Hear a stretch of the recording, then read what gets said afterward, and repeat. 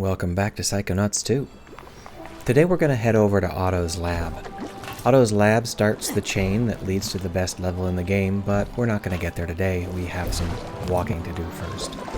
We will meet two of my favorite characters, though. The first one we're going to meet is Otto. Otto is not like Sasha 9, or Data, or Egon. He's a very different kind of scientist. He was active in the 60s, and that means that he took a lot of LSD, and he made a lot of experimental devices powered by that kind of research. He is, a pseudoscientist, a psychic scientist, and that allows him a lot more emotional and spiritual connection to science than most other scientists are portrayed as having. This also makes him an excellent contrast to Sasha 9, and it allows him to easily connect to Rasputin. And that's going to be important because he's basically just here to give us some mid-game upgrades, but in the process, we're going to have some fun. We're going to get to know him, and we're going to connect to him. It's going to be great. I also really enjoy his physical lab. The way that this game sometimes just has fun with its levels is it's just fun. I really enjoy it when they don't just use standard doors and stuff like that, but instead have a rather more joyous experience.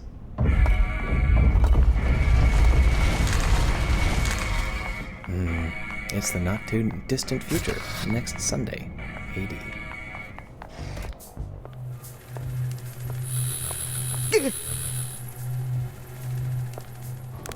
Nice to see you again, Rasputin. And you've managed to stay clothed. Very good. That was the last time we saw him. Look at all these gadgets. Gadgets? Sorry, machines. Psycho-reactive technology? Rasputin, I thought you would recognize these for what they are. These are dreams. Where do you think machines come from? They spring forth from the human imagination. They are human thought made real. I invented that one when I was angry. When I designed that one, I was sad. That one, I was just hungry. Incredible. Glad you like them. You know, I'm not supposed to check out equipment to interns, but Agent 9 seems to put a lot of faith in you, my boy. So, if you'd like to try one out, camera pan. Just let me know. Oh, man. So the game actually gives us some freedom to walk around before we ask him for our devices. I think that was a really good choice, but let's go ahead and just ask him for our devices. This is by far the best way of dumping mid-game upgrades on someone that I have ever seen. This is just a joy. Take a listen. Agent Mentalis? Yes, Rasputin? Got any cool devices to lend out? Shh! Interns aren't allowed to check out my devices. But if you were to take your time, say, delivering one of these to Sasha or Mia, well, that would be none of my business. This one is a thought tuner. Use it to find stray thoughts floating around the world. And this psi-enhanced camera is for creating photographic memories. I'd train you how to use them, but that would only increase my legal liability. Have fun. And thanks for delivering those items to Sasha and Mia. Well, we could talk to him for a little bit longer, but we have a lot of other things to do. His other lines are all quite good. So, of the original 7 Psychonauts, Otto Mentalis is the only one still focused on their original goal. The others have all retired or changed their minds. That makes him by far the most dangerous person on the planet, but that's okay. His lab is full of these hazards, which is fun because, we are used to thinking of Agent 9 as being reckless mad scientist sort of thing, but compared to his boss, Sasha 9 is extremely, restrained. But we're not here to explore the lab, although We certainly could. We are here to go to the BRAINFRAME.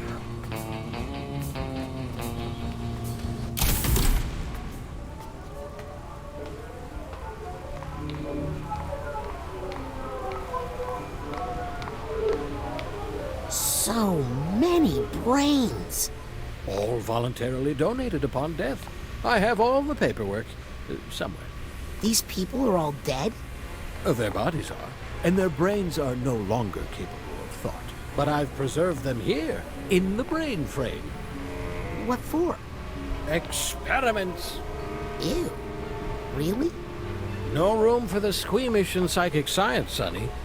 The mind is the final frontier of humanity, and we've only begun to explore its mysteries. That is, after all, the true mission of the Psychonauts. Someday, my brain will live here, and yours too.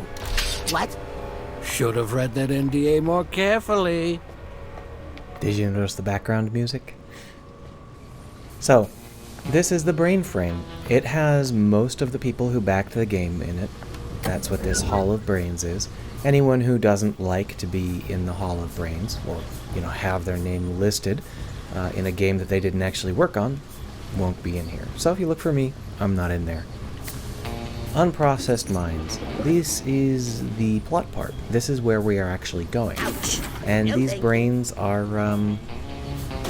Too big for Nick. all pretty useless. No.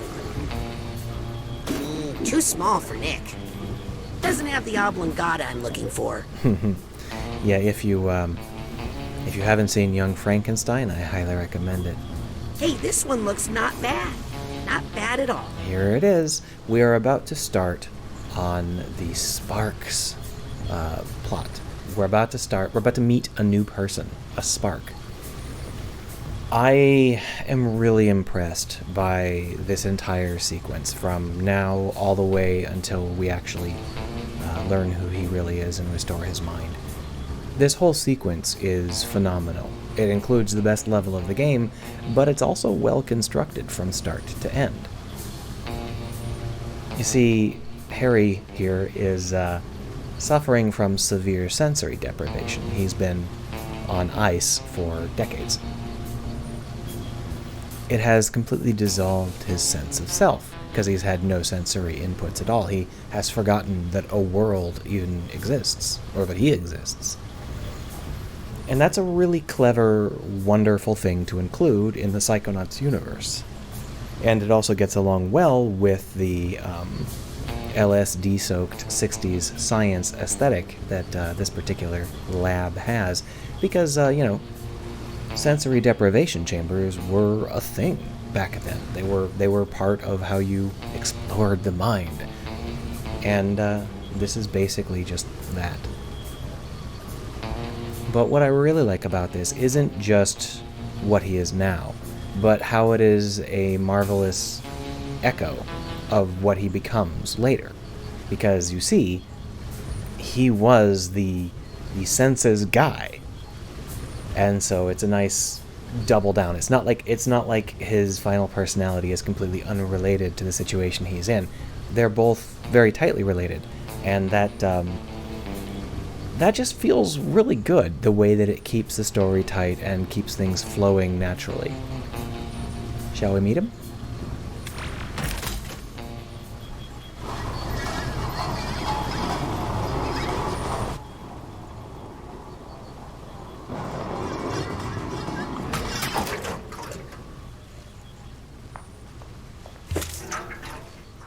Now, Raz needs this brain for putting it into his boss's I body. hope you don't mind Poppins.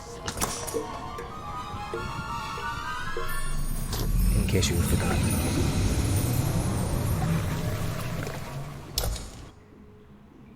forgotten. Maybe I'm too late. Doesn't seem to be any life left here. Oh, hello. Can you hear me? My name is Raz. Who are you?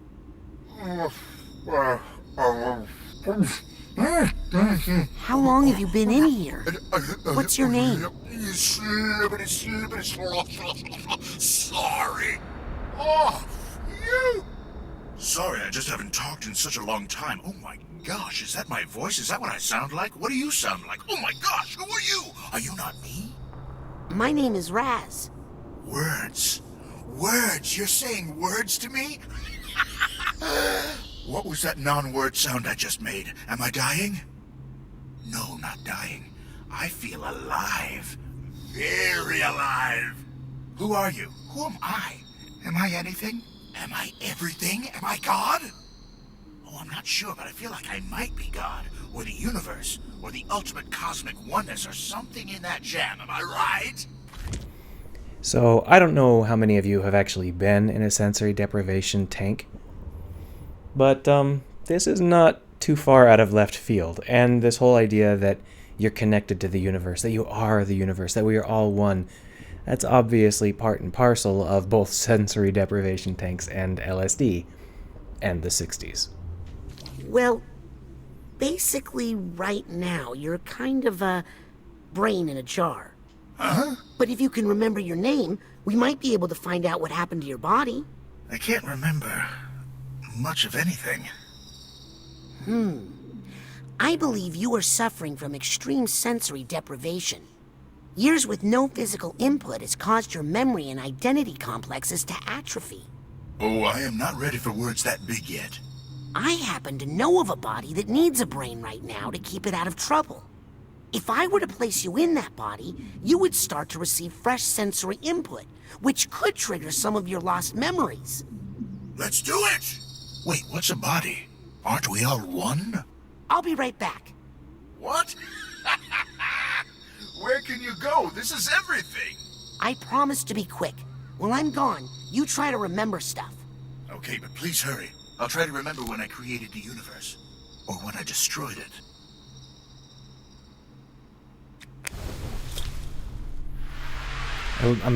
This next sequence is fantastic. I love how he physically treats this brain.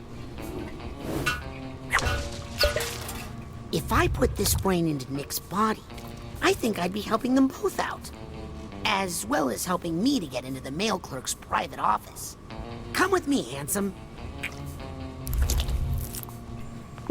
You just stuff it into your backpack. To put it in Nick's head. So, this is, of course, a very important brain. It's not a random person who happens to have a spark. And we are going to go straight over to the mailroom and stick it in someone's head. We aren't going to actually finish that sequence today, though. It is going to lead us to... I'm getting the sense there are some stray thoughts nearby. All right, there's a I thought should check tuner it out now. with my thought. It doesn't matter. So we're not going to get all the way into Nick's head today, or, you know, the new version of Nick's head. But we might as well walk that direction when we end this particular sequence.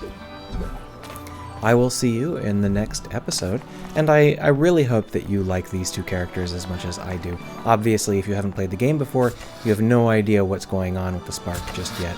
If you have played the game before, I'm pretty sure you like this character as much as I do. It's I mean, I'm not always a fan of Jack Black's acting. It's usually decent, but he fits this character way better than I ever thought he would. I'll see you around.